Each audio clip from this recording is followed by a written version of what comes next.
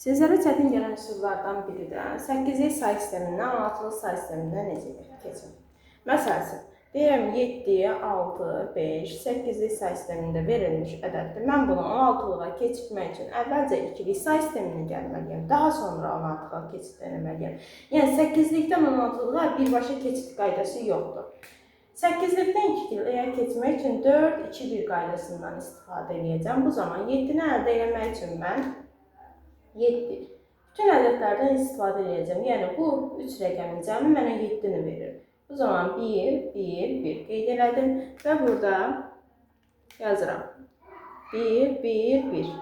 Daha sonra 6-nı əldə etmək üçün mən 4 və 2-dən istifadə edəcəm. Bu zaman 1, 1, 1-dən istifadə eləmədim. Bura 0 qeyd edirəm. Gətirib yenidən yerinə qoyduqda 1, 1, 0.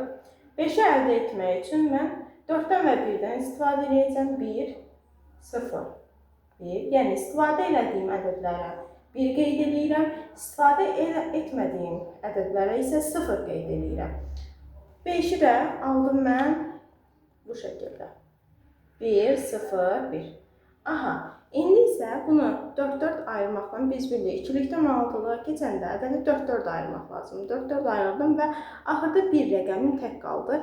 Buna mən 2 dənə 0, 3 dənə 0 əlavə edəcəm. Ədədi 4-ə tamamlayacağım ki, 4 dənə olsun. Yəni, onun olub-olmamağının heç bir fərqi yoxdur. 2-likdən 16-lığa keçid üçün mən 8, 4, 2, 1 qaydasından istifadə edirəm. 8, 4, 2, 1. Baxın. Gətirib yerinə qoyub yazıram. 0, 0, 0, 1. Deməli, mən bura 1 almışam.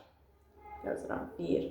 Daha sonra bütün ədədlər var. 1, 1, 1. Bu 15 deməkdir. 15 16-lı say sistemində F rəqəmi ilə hərfi ilə işarə olunur. Bu zaman F və 0, 1, 0, 1. Bura 4 və 1-dən istifadə olunur. Bu 5 deməkdir. Yəni, burada 5 əldə etdim. Və 1, F, 5. 16-lıq say sistemindən keçid etdim.